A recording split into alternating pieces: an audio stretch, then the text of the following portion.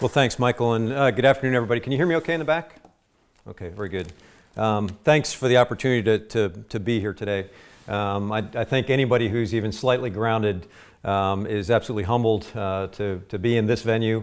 I thought I had done my homework ahead of time, but just to walk through the halls and see those who have preceded me here, and I watched a couple of YouTube videos where folks acknowledge that, but again, to be here is something completely different.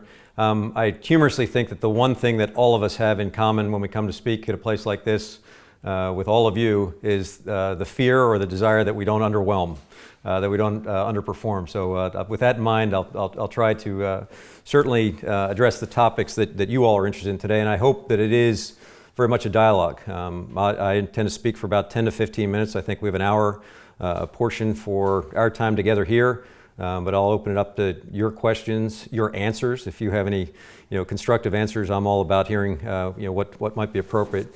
But before I get started, on behalf of me and the Americans who traveled with me here today, we're actually headed down to Poole for the SBS anniversary here in the next day or two. So it's great that we could co-join these two events. But on behalf of all of us, I wanted to pass on our condolences for the two heinous attacks here recently in Manchester and London. They serve really as very poignant reminders of the threat that we share. As we walk through the streets of this incredibly historic and lovely town today, it struck many of us that that threat is lurking. That threat absolutely is aspiring to destroy our way of life. And we still have a lot of work left to be done to understand and figure out the threat, but more importantly to get it back into some sort of equilibrium. It really struck me that we're at a very critical inflection point in this effort. And why do I say that? In the absolutely bizarre world that I live in, about a month ago I was about 20 kilometers north of the capital of the caliphate, Raqqa, Syria. Yesterday we declared D-Day for seizing Raqqa, to take it back, and it's more than symbolic. It's utterly important. The ISIS declared a caliphate. They put a fielded army on display and into battle, and we've endeavored for the last 3 years to defeat it. And we're on the verge of seizing the capital of the caliphate, a huge event. Separately, the next day I was over near my old hometown. I spent 15 months as the friendly emir of Mosul, Iraq. And I was very close to that troubled location, and we're about to take that city back as well. So arguably, we are on the cusp of military success, things that we've endeavored to do for quite a while in a very, very nuanced fashion, by, with, and through others. We have about a 50,000 person surrogate force that we're working with in Syria right now, mix of Kurds and Arabs. It's been portrayed as exclusively Kurdish, obviously to the disdain of our Turkish allies, but the reality is it's about a 50-50 mix of Kurds and Arabs who want to fight to regain their land, their home, and to rid them of the scourge of ISIS. And we're on the cusp of defeating them militarily. And the most dangerous part I'd offer is right in front of us, right on the backside of us. Back in 2011, this same scourge with the moniker of Al-Qaeda in Iraq was down but not out. They were absolutely decimated. Most of us who had the experience in 2011 in Iraq, and when we pulled out of there, the majority of our casualties were not being inflicted by Al-Qaeda at that time. They had gone to ground. They were literally seeking refuge. Most of our casualties, for those in the know, were literally being inflicted by Shia militia backed by Iran at that time. And so we had to do operations to get that back in balance to enable our withdrawal from Iraq back in 2011. But this is the same crew that went to ground in 2011, badly beaten, but not destroyed, and certainly not without the benefit of really the basis that backs this entire phenomenon, and that's their ideology. And in less than a year and a half, they resurrected themselves as ISIS and ran the deck in Anbar through Nineveh, really closing on Erbil, which was the trigger point for our involvement altogether. So this next phase, as they go to ground, and if you've taken time, and I encourage you to do so, just to understand the mind of the adversary, read Rumiyah magazine, formerly Dabiq magazine. That's their glossy English production that tells you exactly what their ideology is based on and what they intend to do. But right now they're really acknowledging to anyone who's inclined to read it that, hey, the caliphate, the physical caliphate as you know it, is going away, but the ideology is still strong, and that's what you saw potentially in Manchester and in London here recently. And therein lies the challenge. How do you defeat an idea? How do you address an ideology that runs counter to everything we stand for? I'm a simple infantryman, so I look for other analogies and other examples of when and how we've done that. But when you think, and I usually ask the question, are there still Nazis in the world in this day and age? The answer is yes. There's lots of Nazis. There's lots of folks that still pursue that terrible philosophy. Why don't we have communities that are run by brown shirts and adhering to that particular form of government? Because in the wake of the effort against Nazism, we were able to put governance and law in place. And the big challenge going forward here is that every place that we are militarily addressing this problem could be categorized as a failed state right now. So Syria, Iraq, Yemen, Somalia, Libya, all very challenged countries. Do they have the wherewithal to put governance in place behind our military efforts going forward? Your Prime Minister actually stated it here recently, and so we're all describing the problem the same way. But she, a little while ago, said, how do you reclaim the debate from the extremists? And so we're all very accomplished at describing the dilemma. How do you deal with this ideology? But none of us have come up with the answers to date on exactly how to do it. So our shared challenge going forward. Why and how did I get here? Pretty interesting story. I think I found out today that there has been a predecessor who's on active duty, but usually you don't have active duty officers who you speak at forums like this. In my case, it was triggered by a note I got about 4 months ago from the Honorable Jeh Johnson. And some of you may know Jeh Johnson. He's appeared here twice, once in 2012 when he was the Office of General Counsel for DOD, so the senior lawyer in our Department of Defense. And then most recently last year when he was finishing his tour as our Homeland Secretary. He and I have developed a very favorable relationship. It didn't start out that way, and I'll give you some insight to that. But Jay wrote to me about 4 months ago and said, hey, you need to do this. I just had my second very favorable experience. It's something you need to embrace, and they need to hear your story. And so I thought, for a couple reasons, I decided that this might be a pretty good venue. I did a little bit of research. It seemed benign enough, certainly for somebody who just testified in front of our Senate. How much harder could it be? But I embraced the opportunity really for two reasons. One was accountability. I and most of my comrades feel very strongly that we're accountable to our country and by extension to the world for what we're doing and what we're trying to do. We don't hide in the shadows. Ironically, based on the nature of our work, it is mostly cast as shadowy, but the reality is we're very accountable for what we're doing and what we're trying to do.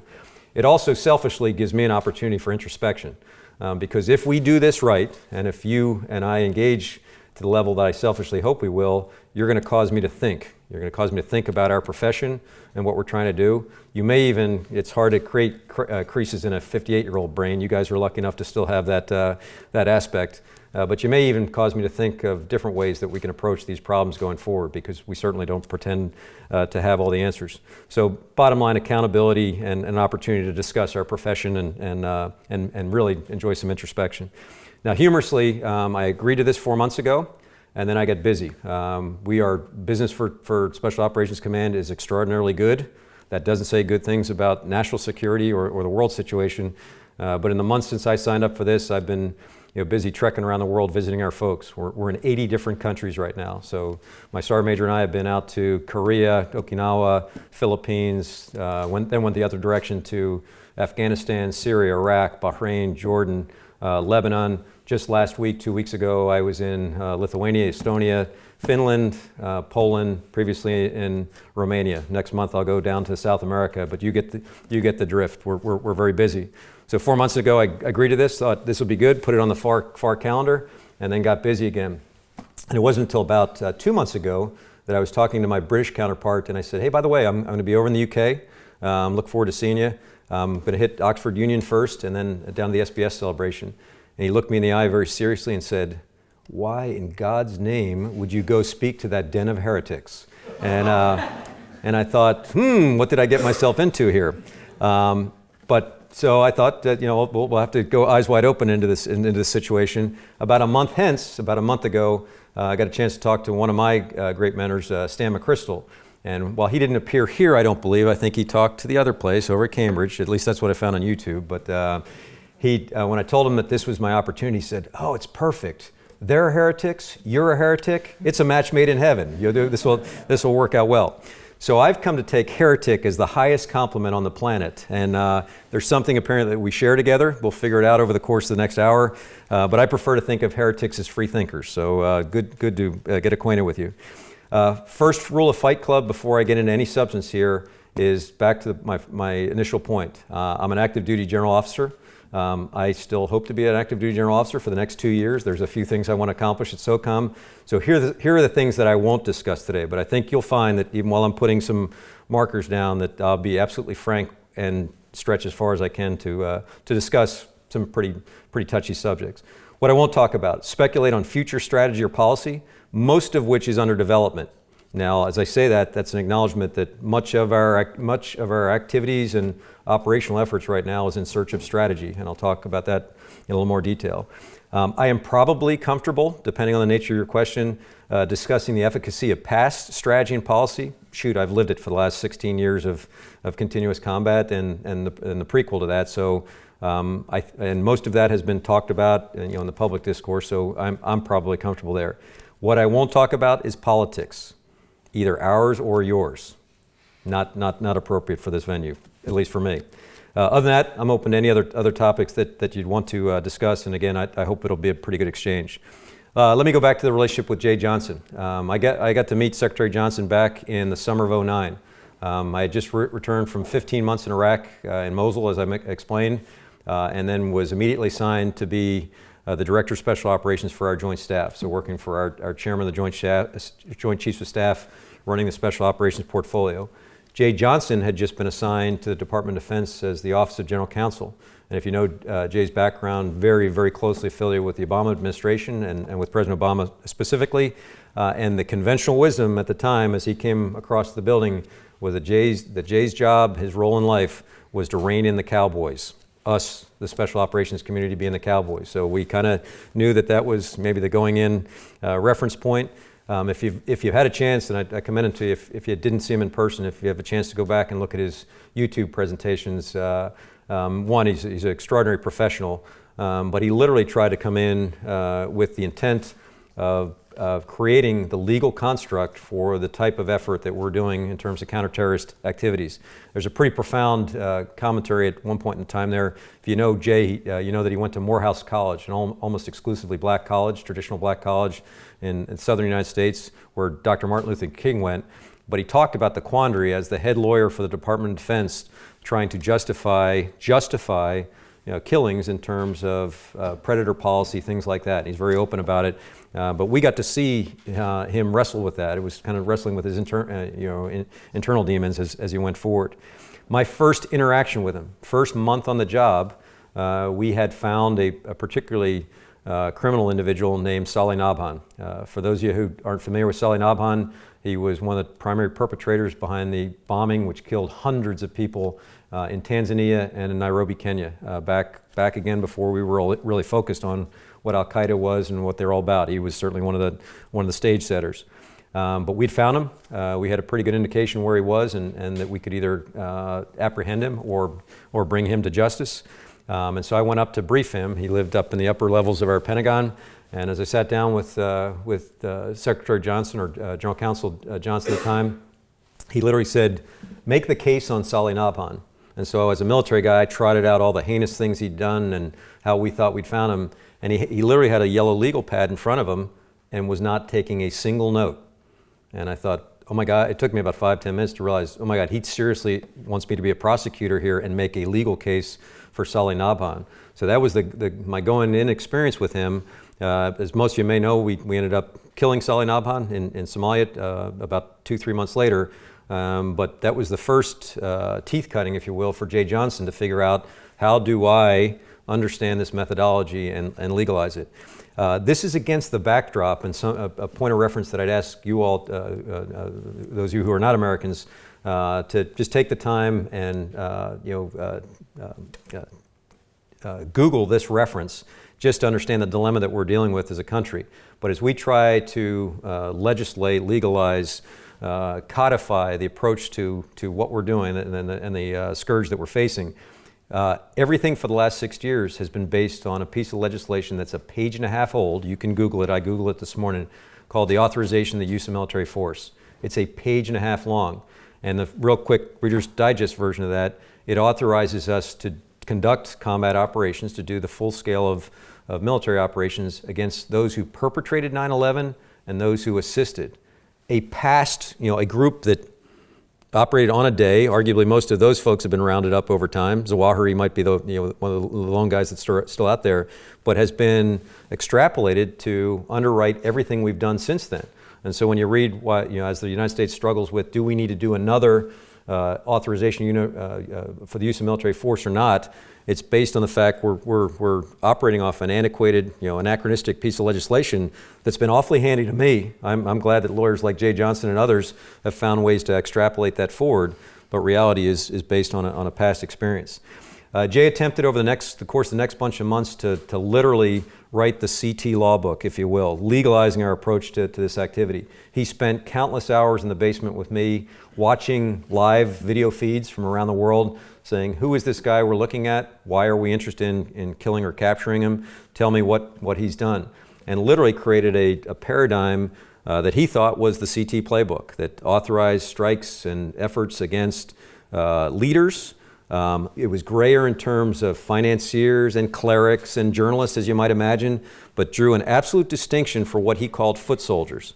And he was at the time really inclined or had a tendency to believe that random or otherwise unjustified killing of one creates five, kind of the adage, kill one, create five.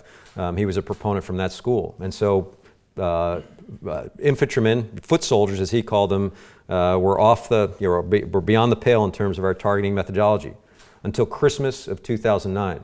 And some of you remember what happened on Christmas 2009, but on that occasion, Omar Farouk Abdul-Muttalib tried to blow up his underwear bomb. He was AKA the underwear bomber on an airline full of 287 passengers over the city of Detroit. And as we went back to review that with Secretary Johnson or the council at the time, we realized that was a huge void in our methodology. Omar Farouk Abdul-Muttalib did not meet a criteria where we could do anything proactively about him. He was a mere foot soldier until he appeared in the skies above Detroit, which he subsequently confessed to attempting to do this. He's serving 4 life sentences plus 50 years. The bizarre code of U.S. law being what it is, 4 life sentences is not enough. There's a 50-year added bonus for him. But that completely shook Jay's paradigm in terms of CT law and the CT book going forward, and really caused us to reflect on all that. I mentioned I reviewed his discussions here from the 2 previous iterations, and I thought it's interesting because it, among several things that he discussed were pretty profound. It just shows you, the snapshot in time and kind of the inevitable change and unpredictability of things. In 2012, coming off his stint as the General Counsel, 2 points of pride for him was that we as an administration are not accepting the necessary continuation of this war in its 12th year. We're in its 17th year. Finish line in sight for anybody? He also, point of pride, was we stopped combat operations in Iraq, 2012. Arguably and constructively, we stopped prematurely, and we didn't finish what we started. And it goes to a larger topic that would consume the next couple hours if we went down that path, and that's how do you finish what you start militarily? How do you get to war termination? Arguably, we, the United States, have not been effective at it since World War II. And you can trot through many of the, North Korea being the latest example, a 70-something year armistice that is not a natural state of existence between two beings or two people. So, war termination being probably the hardest part of any of these efforts. So I asked Jay what I should talk with you all, and he gave me a very general, the role of special operations in modern warfare. And truthfully, again, that's a pretty general topic. So I tried to distill it down to what things I thought you might find more valuable.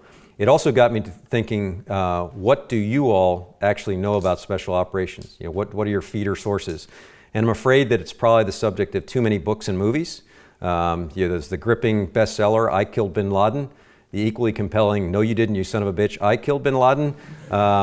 The problem is there's all too many fictitious and or otherwise over-dramatized renditions of what special operations do. So again, I kind of feel compelled to tell you what I really think we're all about. I would offer that special, the connotation special, actually hurts us. I'm uncomfortable with that connotation because when I even deal with my fellow contemporaries in the U.S. Department of Defense and I say, I'm Special Operations Force, or Forces rather, it connotes I'm special and you're not. And so there's a little bit of a branding challenge, but it is what it is. I would offer that special equals non-doctrinal, it equals unconventional, it equals nuanced, it equals a force of change. In some cases, changing policy and law. And we have effected changes to our policy and our law over time for the United States, and in some cases in conjunction with our international partners. It is not about not adhering to the law or breaking the law, changing the law being preferred. Special Operations Forces are not a panacea. We're not a substitute for strategy and policy, so it's not, hey, we don't know what we want to do out here, but let's put special operations at play. It is not a go-it-alone capability. In every case that I can even think of right now, and I'm pretty sure I'm aware of most of what we're doing in most of the places in the world right now, there's no place where we're going it by ourselves. Special Operations Forces is much about influence, positively, de-escalation in terms of reducing crises, deterrence, avoiding war, and I mentioned I just was out in Estonia, Ukraine, Poland, Lithuania. The nature of our work out there is absolutely about deterring a future conflict. Enabling partners, I mentioned the 50,000 member surrogate force that we're working with in Syria right now. We just attended the funeral for our second casualty in Syria. Our second casualty. Think of that. I'm not going to get into the number of folks that we have on the ground in Syria, but fighting a very, very challenging conflict with partners, we've only incurred two of our teammates killed in action. It is much, much more than direct action or otherwise known as kicking doors. We provide alternative options for decision makers. In some cases, and in fact some cases we've been asked to buy space and time to develop strategy where none exists. And I would offer that's all too often, or all too many cases around the globe. We Special Operations Forces have a severe perception challenge. Case in point, some of you know a pretty senior and accomplished British diplomat named Emma Skye.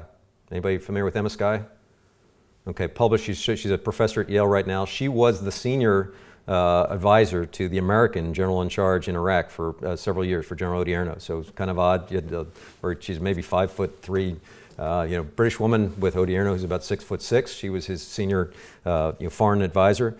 But I knew Emma in her pivotal role over there for several years. She knew of me in Mosul when I was spending 15 months up there. Had a very favorable relationship with her until one day she found out that my background entailed JSOC time, Joint Special Operations Command. And she literally, without thinking, looked at me and said, "Oh, you baby killer." And that therein lies part of the problem in terms of our perception, that someone as experienced as she is thought that that's all we do.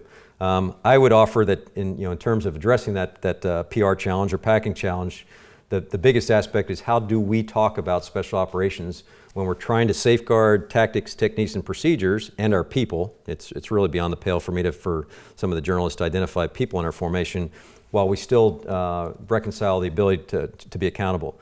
That one aspect of being branded as a baby killer really plays to the bigger issue that I think is not sufficiently discussed, and that's civilian casualties.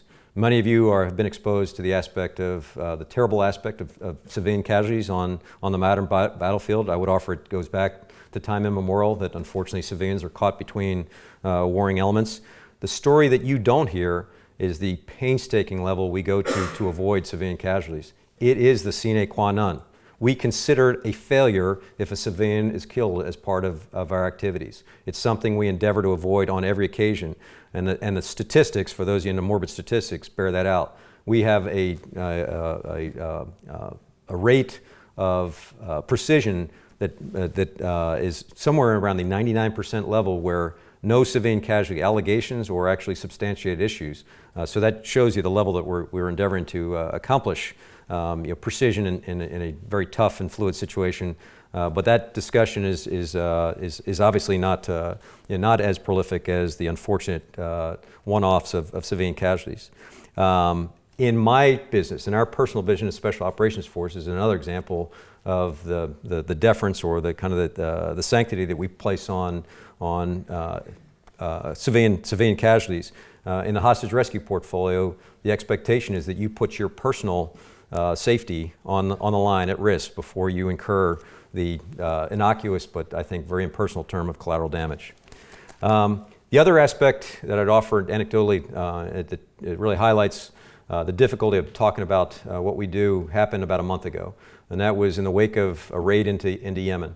I imagine many audiences over here, much like the audiences in America, woke up that morning and very slowly, because we weren't inclined to talk about it proactively, found out that we had lost a SEAL and that we had lost an aircraft and that there might be civilian casualties involved. Reality was, and what I think we have changed in terms of our approach back towards the accountability piece, is to be much more proactively engaged with our public and with the world public to describe while you were sleeping last night, and this is what I offered, could have, should have been the commentary that Sunday morning, while you were sleeping last night, we did a raid into Yemen. We did it against the same folks that brought you the underwear bomber, Abdul Muttalib. They're still out there, they're still endeavoring to do the same thing. Essentially, we're playing the away game. We're trying to take care of business far from our shores so that you don't have Manchester, so that you don't have London, and admittedly an environment that is ungoverned. Yemen does not have a representative government that can take care of itself, so it is literally lawless and the source of sanctuary for some of these people. While we conduct that raid, we lost a SEAL. We lost an aircraft, and we did incur civilian casualties in a very, very tough fight on the ground. But describing that proactively to the American public and the world, I think would have been a heck of a lot better approach than sitting back and holding our cards. And I think you're seeing a change to that approach. We certainly have to continue to refine how we talk about our Special Operations Forces and their activities while protecting the sensitivity of these operations. I mentioned business for us right now is ridiculously good, and I use good as a kind of a benign term. We are in many different countries right now doing the full range of special operations. In most of those cases, we are in search of that elusive thing called grand strategy. We're literally building the plane while we're flying it. When you think of the world situation right now that we're dealing with, it could be more turbulent. I was mentioning to some of you ahead of time that every day I think it can't get more turbulent. I wake up to the fact that the GCC, the Gulf Cooperative Council, such that it is just broke in half. And now, that basis for cooperative or collaborative efforts going forward is really challenged. This morning on BBC.com, I read that the Qataris are saying, hey, if Emirati or Saudi Arabian aircraft or planes stray into our sovereign space, we'll shoot them down. How did that happen just within the last 24, 48 hours? But that's the world we live in. That's against the backdrop of some really, really wicked threats that I'd like to think we are relevant to, but are certainly trying to develop our strategy. And that's a revanchist Russia, a militant China, a predictably unpredictable North Korea. The level of brinksmanship being played out right now is off the charts in terms of some pretty dire, predicaments. Provocative Iran, and then obviously the scourge of violent extremism. So the real challenge is how do we get beyond the 5-meter fight, the fight that we're in here and now, and project long, look long, the forever question, right? I'm obviously extremely interested in how we think that'll play out as it pertains to our force going forward and the capacity that we need to grow. So I'll leave you with a couple of key takeaways about SOF. One, it is an exceptionally selected and trained force. We have what I believe are to be some of the consummate problem solvers on the planet. I'm obviously very partial. You would hope that the SOCOM commander would say that, but I was actually buoyed here recently that I'd like to think we have folks that are on a competitive, intellectual and problem-solving scale as the great brains in this room. When I recently entertained the CEO for Alphabet Company, Eric Schmidt, he used to be the CEO for Google. And in just touching our formation for the better parts of about 48 hours, he felt compelled to give me a grade. Kind of here's your assessment from Silicon Valley. And he said, I give you props for hiring the right people. You clearly have the people thing down. So I thought, check. We'd like to think we have a pretty extraordinary selection assessment process. And more importantly, we empower, we inform, and expect our folks to assert their initiative as they go forward. So I think those are elements of a pretty, kind of a world-class workforce. He then told me that he thought we were pretty good at prototyping rapidly, so in terms of cultivating innovation, and then told me that we had absolutely failing grades for leveraging deep learning, machine learning, and cognitive computing. The more fascinating part of that discussion, again, I'd be more than happy to talk. In fact, if you have ideas, I'd be very open to them, is I was about to jump all over that because he prefaced it with, General, I know you have wicked problems every day around the world, but if I get in under your tent, I think I could solve almost everything. It would literally be an up-down switch with simple applications of algorithms and software. And again, I bit the temptation. We had a speaker here recently, and in fact, he's a little gremlin on my shoulder. whose commentary, this is a pretty pithy commentary, but it resonates with me, is, are you listening or are you just waiting to talk? So on that occasion, I didn't say what was the first thing on my mind. I've just come a day in my life to see how wicked the problems are we face. And as I sat and listened to talk to another member of our team, it dawned on me that yes, we have all sorts of opportunities to integrate deep learning, machine learning, cognitive computing into our daily processes, which are right now driven by a lot of human analytic hustle, individual hustle that could certainly benefit from the automation. But clearly he did not think that I was Oxford material because he gave me a failing grade. I like to think our folks are big picture thinkers. They are leveraging all the elements of power to include soft power. I told some of the folks prior that we met upstairs, it's extraordinary. In fact, again, I have to beat down my normal bias that the operators I deal with will literally be talking about every element of our national power, everything that the international community come to bear, and they're at a team level. And so you want to embrace that ingenuity, and you want to embrace that that motivation and kind of that innovation. But the other half of my brain is thinking, okay, how do we actually leverage any of that? It's a little bit outside our domain. But that's the kind of people who are in our formation. And then last but not least, I'd hope you walk away from here that we are completely accountable. There are no rogue authorities that we enjoy that aren't absolutely scrutinized and under the leadership, our civilian leadership, accountable to our Commander-in-Chief, the President of the United States. So that, unfortunately, that is that's a common perception out there. I'll close on that note. I hope I've given you something to think about, and I'm open to any questions, or more importantly, any constructive ideas you have for how we can do business better going forward. And I'll get out from behind this podium because I didn't like being there in the first place.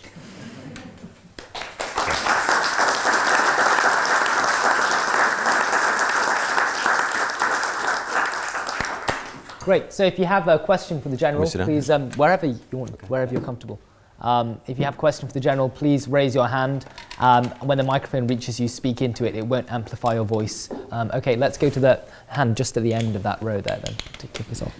So thank you very much for being here. You talk a lot about sort of cooperation within sort of the Department of Defense, but I was wondering if you could broaden it a little bit and talk about what the role is you think of kind of a cooperation among defense and diplomacy and development, proactively kind of encountering extremism, and then sort of retroactively when you're kind of leaving missions, and if that's in your calculus at all, maybe long term, and especially in an environment where ideology seems to be so at the core of some of the enemies today. So if you can just comment on that, that would be great. Yeah, I and my current teammates are the beneficiaries of an extraordinary network that our predecessors helped cobble together.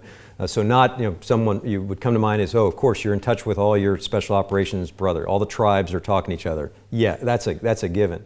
The greater aspect of our so-called network is across our interagency, to include all the various aspects of our intelligence community, transcends that to our international partners, and then by, with, and through all our country teams. So especially with our State Department approach. So the level of collaboration, cooperation, and really professional discourse, which I would offer, wasn't the case back right after 9/11. There were, military zealots, there were diplomatic zealots, there were all sorts of ideas on this phenomenon that I'm sure as Americans we were hoping would go away in a hurry back in 2001. Hasn't complied.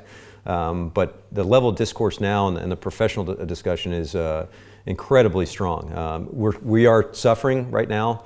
With a change of administration in terms of a void of professionals in both the Department of Defense and the Department of State that just haven't been filled yet. That's a fact.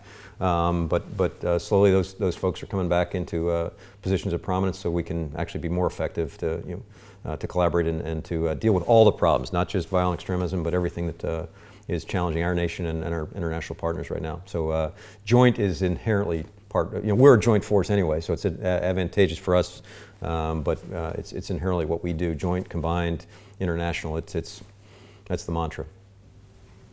Great. Let's have another volunteer. Wow, this is a particularly active corner over here. Okay, we need a volunteer from this side next. So get thinking. As long as it's not my wife, because she asks the hardest questions.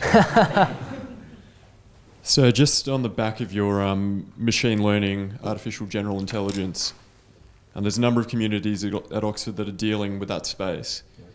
They're the type of kids who hate structures of power, and SOCA more than anything else represents that. Mm-hmm.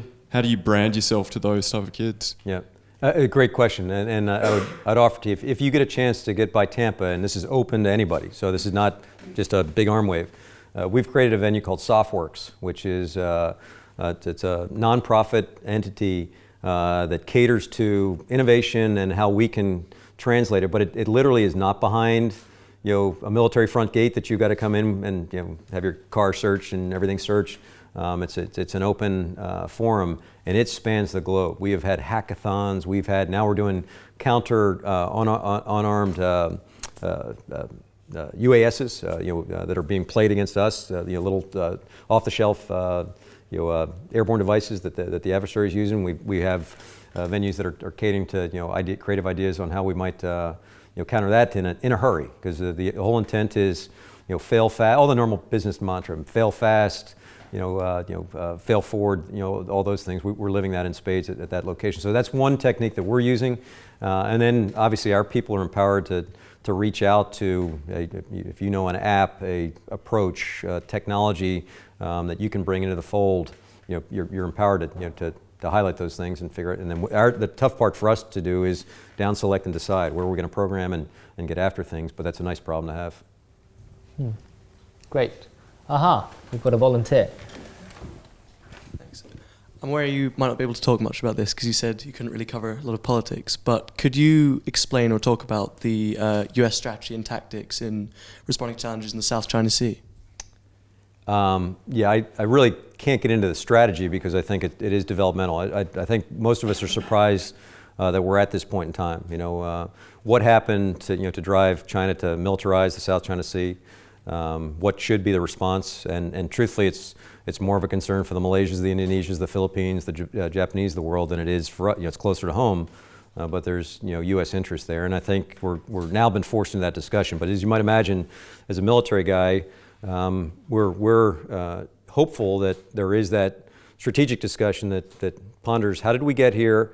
Is there a way to reconcile our national strategic objectives with Chinese national strategic objectives, with the local national objectives, to de-escalate and to hopefully not come to some sort of military solution.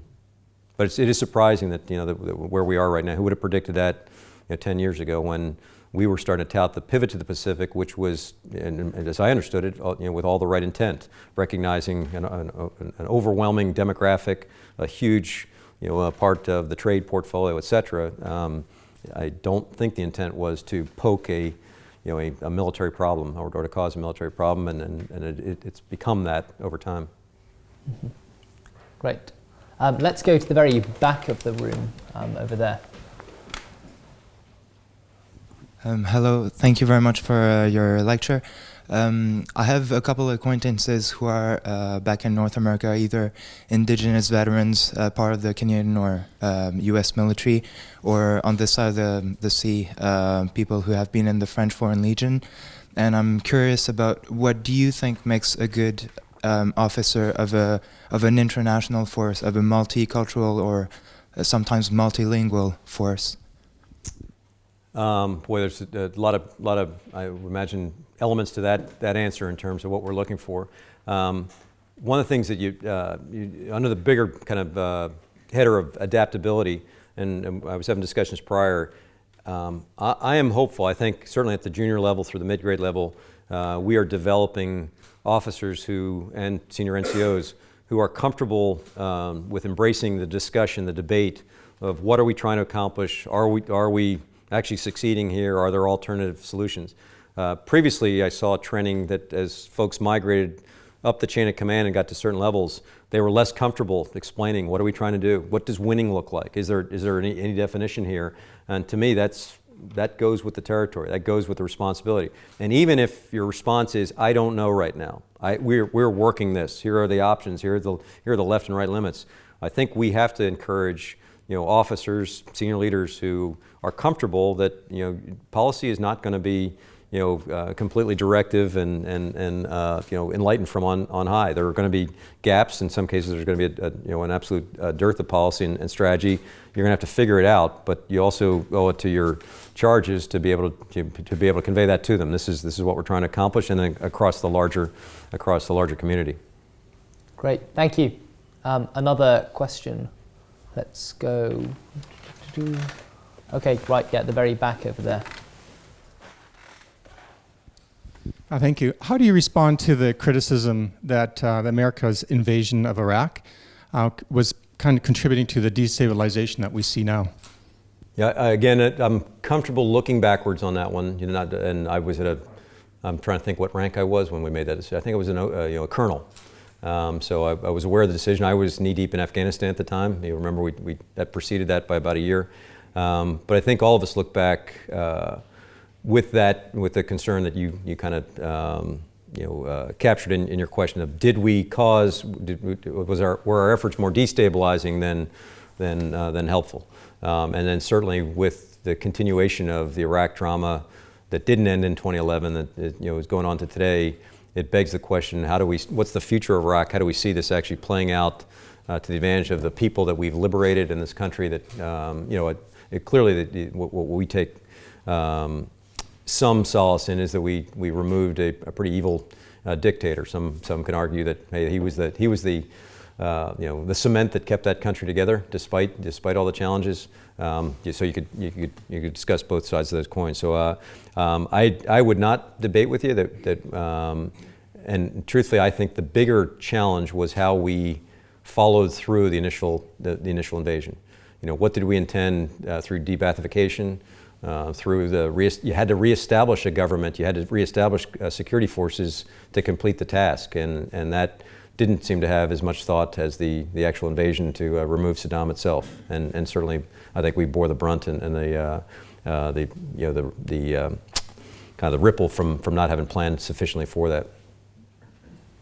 Great. Okay, let's have another volunteer. Yeah, let's go to this gentleman over here. Thank you, sir. Just a question. When you talk about special forces, what place or what emphasis do you give to cross-cultural training? And let me give you a couple of examples. I graduated from Special Forces School in Bragg in 1968, so I'm a little older than you. I was only 10. Yeah. And when I was there... Which groups did you serve with? Well, I won't get into that. But what I noticed there was that at the height of the Vietnam War in '68, the U.S. Army sent a lot of people who were advisors, and they trained them there with Vietnamese language, culture, and customs in the whole side of it. And prior to that, I think you learned from General Douglas MacArthur, who successfully mentored Japan after '45, that all his staff officers had to read a book called The Sword and the Chrysanthemum, which described from the experience of an American missionary the culture and orientation of Japanese. Right. And of course that was successful. Civil affairs is another thing that Macmillan, when Italy fell and collapsed, Italy didn't fall into the sea. There was a lot of intelligence in looking at culture. And I'm wondering, are you copying those lessons? And does cross-cultural training, some sort of recognition of that phase, a big part of your operations, and do you adapt and blend? Right. It's a huge focus, always has been. Here's the challenge. So I just named 5 terrible threats out there: Russia, China, North Korea, Iran, and violent extremism. So your multicultural approach, our multicultural approach, where are you putting your markers down? Russian, Tagalog for the Philippines, Farsi. We all thought back in the 90s when we were busy chasing indicted war criminals in Bosnia that we all better study Serbo-Croatian post facto. So we're doing impromptu courses there, trying to get it culturalized for that environment. So my point being, we continue, as that is very much a focus, we continually chase where's our next effort, where are U.S. national interests that we should have the right sort of cultural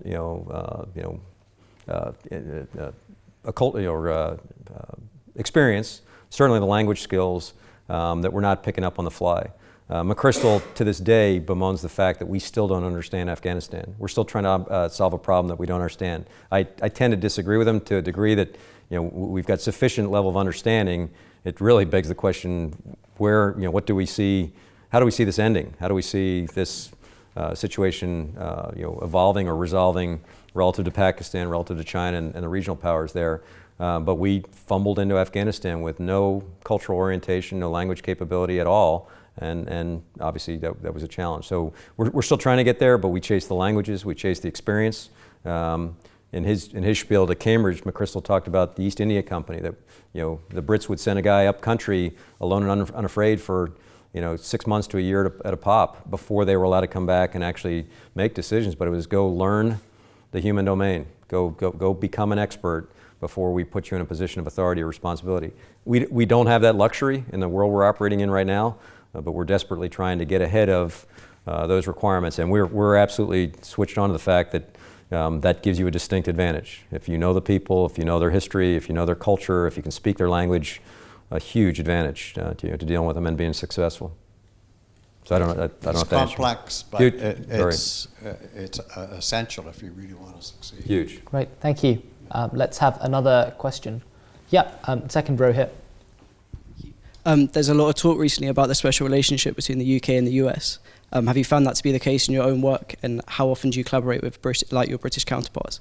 Extensively, yes, and that's why you're here. The special relationship is alive and kicking, and what I think is truly extraordinary is across the dynamic of our political landscape, regardless of who we elect, you elect. We continue to the fabric continues to stay pretty tight through all these years. So it's extraordinary. I would like to think close personal acquaintance with my corresponding Jefe over here, and truthfully, I called him right after Manchester to express my sympathies and see if there's anything we could do for him. Great, thank you. Okay, let's go over here. And then after that, we'll go to the person on the aisle seat with the blue scarf. Yeah, thank you, sir. So just building partly on that previous question about how do we build knowledge, one of the things the British approach has been to increase our number of reservists so that people who've got civilian experience can bring that into the military context, particularly those that live overseas or work in companies that have that indigenous experience. What would you see as the challenges, particularly in the SOF environment, of bringing people in? Understandably, working through surrogate forces is one way to leverage that power, to have that deep understanding. But if we really want sort of general officers to have a deep understanding that they can advise at the political level, how do we integrate that sort of reserve component, and when you're not a full-time soldier? Yeah, there's all sorts of iconoclastic views now that somehow or another we need to establish some sort of rotational basis for folks from industry migrating directly in at various levels in DoD, which really challenges the whole thought of a profession, truthfully, and that's where it usually butts up against some pretty severe resistance, and then to the culture thing. Can you come right in from the business world and be really attuned to the kind of the military approach? It's attractive by a number of reasons that you just highlighted. We're starting to make some pretty, we are starting to make some pretty nuanced moves. I won't get into, because it's proprietary, but I won't get into the specifics other than one of our intelligence entities, a support agency, just hired a guy in who came up with a proprietary capability that he described it to me. He Googles the world in terms of demographic information. He can't keep up with the business. So where we endeavor for places that we can't go, that we don't know a whole lot about, he just kind of outsources to, hey, tell me about the demographics in this part of the world, whether it's pictures, traffic flow, business, you name it. And he's been able to cobble this together. But that individual, having been a former intelligence professional himself, has now migrated at a senior level into that intelligence agency to be one of their leads for innovation and kind of interoperability there. So there's a desire to do it. It's the hard part is actually that the devil's in the details on how to affect it where you don't disrupt folks just randomly waltzing into your formation, and then you're spending all the time just saying, welcome to the military profession. This is what we believe. These are our values. This is our approaches, and not spending an inordinate amount of time trying to assimilate them. So it is a strange new world right now that we're trying to adapt to, but it's still work in progress. Great, thank you. And then let's go to the next question there at the end, the row. Thank you so much, sir. In your talk, you had mentioned the recent attacks in Manchester and London, but in the last week and a half, there have been 2 attacks in Kabul. Yep. And I was just 170 wondering... dead by the latest count. Yes. And I was just wondering if you could shed some light on the role that SOF plays in preventing those types of attacks that arguably inhibit the U.S.'s mission in countries like Afghanistan. Very active, as you might imagine. We've been there now. I've been in Afghanistan every year since 2001. With the exception of 2008, I spent that whole year in Mosul.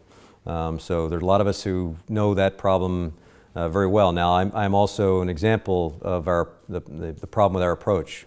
We have fought it a year at a time for 17 years now, with no long view, with an absence of a long view on how do we think this thing will resolve. I would offer to you that when we first went there in 01, 02, we were told don't raise a single American flag, we aren't staying here, we're not doing nation building. You look back and you ask yourself, okay, we went there because it was a completely ungoverned state, Al-Qaeda, Taliban, just festering with problems. That's where the attack came from, that's where UBL was. We went in and roundly defeated the Taliban, got some semblance of security back there, but what did we think we were going to do long term for Afghanistan? Did we not think that you'd have to put some sort of security mechanism down so that you wouldn't just leave and have to come back in years hence? So now we're stuck with the problem, 16 years into it, of a lot of progress. Those of you, if you've had not had a chance to go to Afghanistan, this is one that I'm too close to it, so I defer to other impartial views. But when you seize on just the simple successes of tens of thousands of young ladies going to school. You go to Kabul, where that bomb happened the other day, and where my headquarters was in 12 and 13, you would see streams of kids wearing their private school attire, young ladies who 3 years prior didn't have that opportunity. So I know I'm seizing on something that's kind of feel good to some people, and I think others would say, boy, you're really stretching here. But the progress that has been made over time, just the hope of some sort of stability, some life that we've instilled in millions of Afghans who are desperately hoping we're all not going to the world's not going to walk away right about now and leave the spoils to the Taliban and a bunch of others who are still out there. That's the challenge. That's where we are right now. And truthfully, we committed to a generation. It's going to take a generation to fix this. We're sitting on a 16 to 17-year-old right now. That's about the point most of our parents debate. Do you give them the keys to the car? Do you let them go out by themselves? But all kidding aside, we just created their armed forces, 352,000 of them within the last 5 to 6 years. Just put them together. They are fighting and dying in extraordinary numbers. They can't sustain the number of casualties that they're currently enduring. But I think, and some of the conversations recently gave cause for some hope that with NATO committing for several more years, with other countries, with the collective world body saying we've got to help this government get on its feet and to stand by itself. I'm hoping we're looking a little bit longer, and I think it'll really resonate with the enemy who thinks another year. I only have you've got the watches, I've got the time. I only have to outlast you one more year. I think it'll compel the Pakistanis to realize, hey, you've got to be part of this solution. It can't be. We just had another tete-a-tete between Afghan and Pakistani security forces. How distracting is that? We've got enough problems without having that sort of fractious interaction. And then, truthfully, hey, China, you want to be the beneficiary of, you're up in Mazar-i Sharif already trying to tap into the oil that's high sulfur content. I'm actually a little bit happy that they're having a hard time picking up the spoils on all our hard work right now. But why wouldn't you contribute? You're putting blue beret UN people all around the world. Put them down here. You do the security. You're going to get the benefits of it. Why don't you contribute here a little bit instead of Brits, Americans, Aussies, and others who went there because we were attacked from there. Great. We've got time for one more question, I think, and let's go to the member at the end of the row there. Thank you, General. I'm a student of the psychology of decision making, and I have a question regarding the nature of problems that you face. Judging by the talk, it seems that the kinds of problems special operations face often are in conditions of extremely poor predictability and the lack of any clear precedent in terms of strategic thinking, etc. So I'm curious about how, on a general intellectual level, you reason in these kinds of cases. You mentioned wicked problems, perhaps black swan events is a similar academic term. And on a concrete level, how you train for these kinds of unexpected situations I guess by the very nature of special forces, these are things that the regular forces, operations aren't prepared to handle. So on an intellectual level and on a concrete level, how do you train for such kinds of problems? That's a great question. We actually were just out watching some Special Forces training. I spoke at the graduation for the most recent Special Forces classes. But prior to that, we went out to see some of the training of the classes currently enrolled there. I was struck by two thoughts. We were throwing more problems at the team leader and the team than anybody should be expected to imagine. You're just insurmountable. Here's another one. Here's another one. And so part of me was thinking about that's incredible. The onus that we're putting on them. And then I actually flashed back to when I was a young man, thinking, "Oh, this is so unrealistic. All these just another You're just wanting me to tap out here at some point that I can't handle. That's not going to happen." But we never give them that opportunity. And so that is ingrained in our training in terms of just complete variability and unpredictability, so that you just are security being paramount. So the one thing you never let down is the aspect of security. But then that is just an inherent agility for what's next.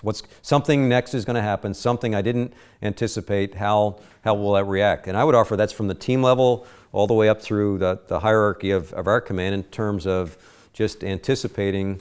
What could go wrong next? What are we not prepared for?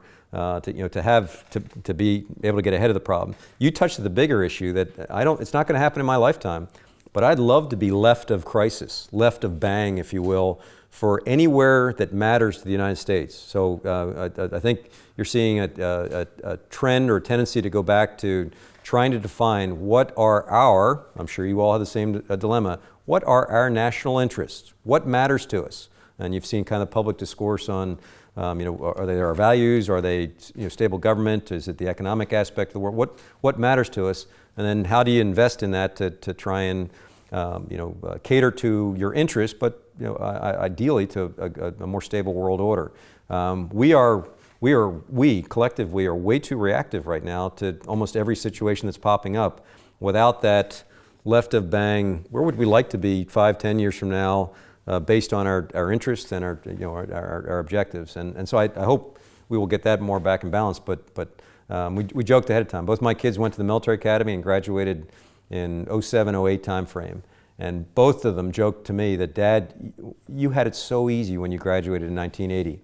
It was the Cold War. It was a bipolar world. Yep, you had little brush wars on the side, but the world, in their view, was amazingly stable." And I think don't mind the aspect of mutually assured destruction that was hanging over all of us, people in bomb shelters and things like that. But yep, it was pretty stable. Not certainly something we'd want to go back to. I just find it, especially from here, take the opportunity to go touch newly liberated people, Lithuanians, Estonians, Poles. They actually inspire me. The fire in their belly of, hey, we're our own people now, and we don't ever want to go back under the yoke of something like what's right next door and what's still looming large. But most of us have lost that burn in our belly. Certainly Americans, we're insulated and isolated with two big blue oceans in between us and most of our problems. But you think about what it was then in '80 and what it is now, where it's absolutely eclectic as all get out. And how's this thing going to settle? We better get to some grand strategizing here very quickly, because otherwise the world's going to determine it for us. Mm-hmm. Great. Well, thank you very much. Unfortunately, that is all we've got time for this meeting now. The General's going to go across to the bar for a quick drink, so if you do have any more burning questions, then please do take advantage of that. Otherwise, we hope, like Secretary Johnson, you might be able to pay us a visit again in a few years' time. But before then, please join me in thanking General Thomas for his speech today. Thank you.